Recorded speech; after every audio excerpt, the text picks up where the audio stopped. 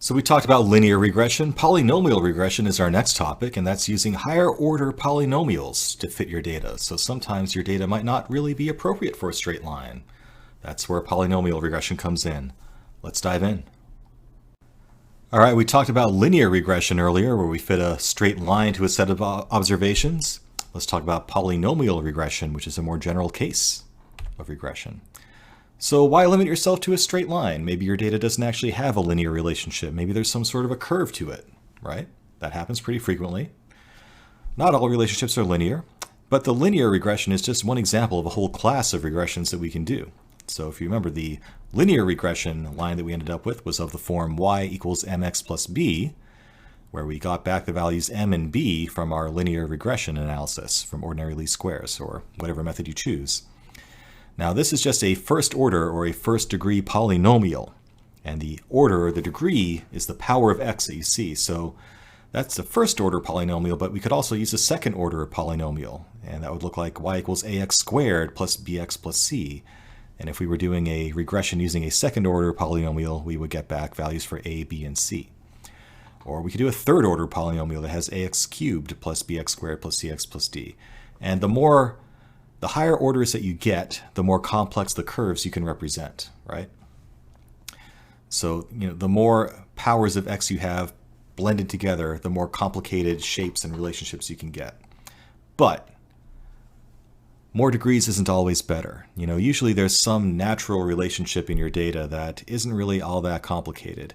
And if you find yourself throwing, very large degrees at fitting your data, you might be overfitting, okay? So if you have data that's kind of all over the place and has a lot of variance, you can go crazy and create this line that just like goes up and down to try to fit that data as closely as it can. But in fact, that doesn't represent the intrinsic relationship of that data. It doesn't do a good job of predicting new values. So always start by just visualizing your data and think about, how complicated does this curve really need to be? Now, you can use r squared to measure how good your fit is, but remember, that's just measuring how well this curve fits your training data, the data that you're using to actually make your predictions based off of. It doesn't measure your ability to predict accurately going forward. Later on, we'll talk about some techniques for preventing overfitting called train test, but for now, you're just going to have to eyeball it and make sure that you're not overfitting and throwing more degrees at a function than you need to. This will make more sense when we do an example. Fortunately, NumPy has a polyfit function that makes it super easy to play with this and experiment with different results. So let's go take a look. Time for fun with polynomial regression. I really do think it's fun, by the way. It's kind of cool seeing all that high school math actually coming into some practical application. Go ahead and open the polynomial regression IPython notebook, and let's have some fun. So let's create a new relationship between our page speeds and purchase amount fake data. And this time we're going to create a more complex relationship that's not linear. We're going to take the page speeds and make it some function of the division of page speeds for the purchase amount. And if we do a scatter plot, we end up with this. By the way, if you're wondering what this np.random.seed line does, that creates a random seed value. And it means that when I do subsequent random operations, they will be deterministic.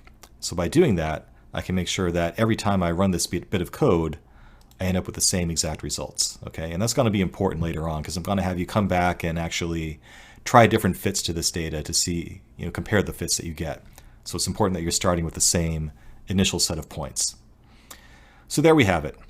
You can see that that's not really a linear relationship. We could try to fit a line to it, and it would be okay for a lot of the data, maybe down here, but not so much here. We really have more of an exponential curve. Now it turns out NumPy has a polyfit function that allows you to fit any degree polynomial you want to this data. So for example, we could say our x-axis is an array of the page speeds that we have, and our y-axis is an array of the purchase amounts that we have. We can then just call np, which is a shortcut for NumPy, polyfit x, y, and 4, meaning that we want a fourth degree polynomial fit to this data. So let's go ahead and run that. Runs pretty quickly. And we can then plot that. So we're going to create a little graph here that plots our scatter plot of original points versus our predicted points. And it looks like that. So at this point, looks like a reasonably good fit. What you want to ask yourself though is, am I overfitting? Does my curve look like it's actually going out of its way to accommodate outliers? And not really. I don't really see a whole lot of craziness going on. Like if I had a really high order polynomial, it might, swoop up here to catch that one and then swoop down here to catch that one and, get a little bit more stable through here where we have a lot of density, and maybe then it could potentially, go all over the place trying to fit this last set of data here. So maybe it would go woo, woo, woo, for example.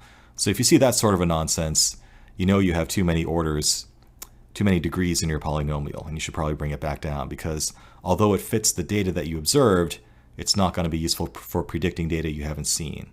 So imagine I have some curve that swoops way up here and then back down again to fit these data points. My prediction for something in between there isn't going to be accurate, right? It really should be in the middle here. So again, later in the course, we'll talk about principled means of detecting that overfitting, but for now, just eyeball it. Now we can measure the R-squared error. So by taking the y and the predicted values, we have an R2 score function in sklearn, scikit-learn.metrics that we can use that computes that for us. So basically it compares a set of observations to a set of predictions and computes R-squared for you with just one line of code. And our R-squared code for this turns out to be 0.829, which isn't too bad. Remember, 0 is bad, 1 is good. 0.82, pretty close to 1, not perfect. And intuitively that makes sense. You can see that our line is pretty good in this section of the data, but not so good out here and not so good up here. And 0.82 sounds about right. So I want you to get down and dirty with this stuff. Try different orders of polynomials. So go back up here to where we ran the polyfit function and try different values there besides 4. You could use 1 and that would go back to a linear regression, or you could try some really high amount like 8 and maybe you'd start to see overfitting. So see what effect that has. You're going to want to change that. For example, let's go to a third degree polynomial. Just keep hitting run to go through each step, and you can see the effect it has. So our third degree polynomial, definitely not as good of a fit. And if you actually measure the R-squared error, it's actually worse quantitatively. But if I go too high, I might start to see overfitting. So just have some fun with it, play around with different values, and get a sense of what different orders of polynomials do to your line, to your regression. And go get your hands dirty and try to learn something. So that's polynomial regression. Again, you need to make sure that you don't put more degrees at the problem than you need to. Use just the right amount to find what looks like an intuitive fit to your data. Too many can lead to overfitting, too few can lead to a poor fit. So you can use both your eyeballs for now and the R-squared metric to figure out what the right number of degrees are for your data. Let's move on.